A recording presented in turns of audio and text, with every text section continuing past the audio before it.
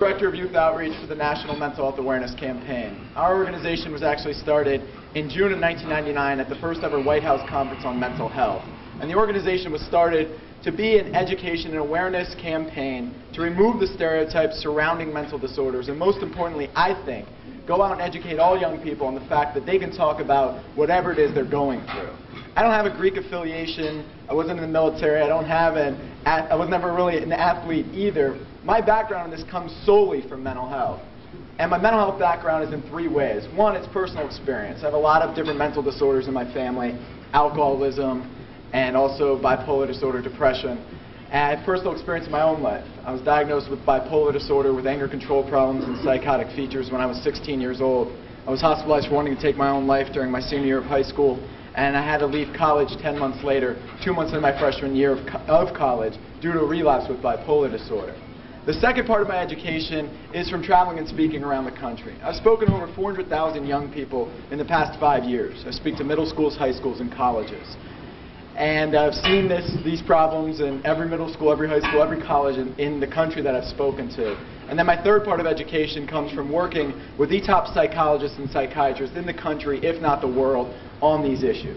So I have a strong background in mental health.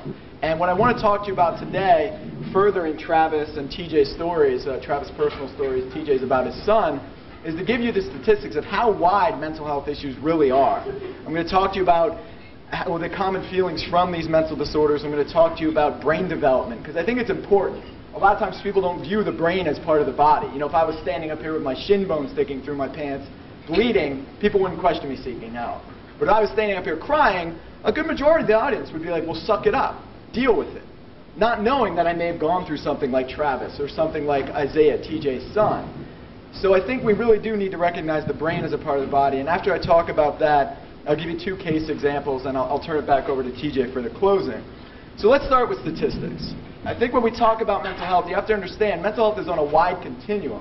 There are mental health issues. Mental health issues are things that have identifiable cause. Death, divorce, sexual abuse, physical abuse, rejection, any type of major traumatic event, that can bring about a mental health issue, something to deal with. And then there are mental disorders. And mental disorders are the diagnosable mental disorders that you often hear about. The Surgeon General's report on suicide and mental health in 1999 showed that 1 out of every 5 young people suffers from some diagnosable form of mental disorder each year. A study recently released in June by Harvard and the National Institute of Mental Health showed that it's now 1 out of 4 people suffer from some diagnosable form of mental disorder each year. So if you think about that, that's 20 to 25% of every college campus. 20 to 25% of every chapter, 20 to 25% of the military, all these things. That's a big number.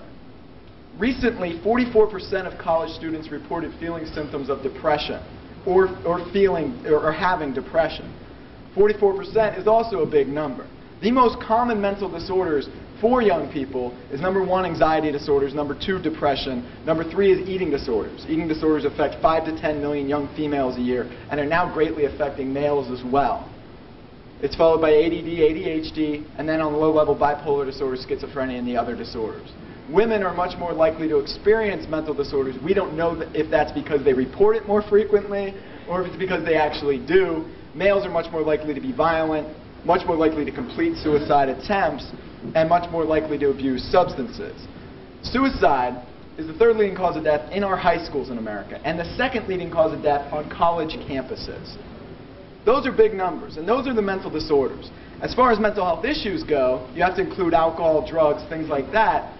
66%, or almost 7 out of 10 college students who drink or use drugs have a co-occurring mental health issue. Recently, 76% of college students reported feeling overwhelmed. So if you take the 25% of people who may be suffering from a mental disorder and you magnify it to the amount of young people who may be dealing with a mental health issue, you're looking at close to 100% of people dealing with some type of mental health issue, dealing with something that could be triggered through hazing. Those statistics may seem daunting to you. The statistic that bothers me the most is that 2/3 of people with mental disorders don't seek help. They don't talk about it. They won't tell a friend, a family member, anyone else about what they're going through. That's a big number as well. And part of the reason people don't talk about it is because of the common feelings that come out of mental health issues. The number one most common feeling that I see for mental health issues and mental disorders is self-hatred. I'm surprised by the amount of young people I meet that hate themselves. If you hate yourself, you can take treatment, medication, diagnosis, you can throw it out the window, because if you hate yourself, you're willing to binge drink. You're willing to drink and drive. You're willing to destroy yourself, because you don't care about what happens to you. Self-hatred tied in with hazing can go hand in hand. You haze someone who hates themselves, they'll be willing to do whatever you want them to do, because they don't care about changing their life. They don't care enough to even realize that that's dangerous. The other common side effect that I see a lot of times is a need for community, is this isolation, this loneliness, this fear. They need people around them. So these two types of problems set up an example where someone may be prone to joining a fraternity or a sorority or the military, or even if you're a great athlete looking for a connection.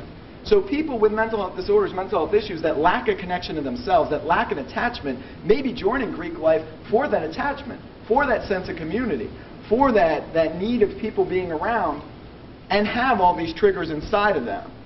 Now I want to give you the first case example. First case example would be somebody with a mental health issue. Someone like Travis who witnessed a lot of difficult events. Someone like Isaiah, TJ's son, who was raised in a home with physical abuse, sexual abuse. What I want to start out with, though, is the brain development. We now know that the words you use to describe children are the words children use to define themselves. Now think about that.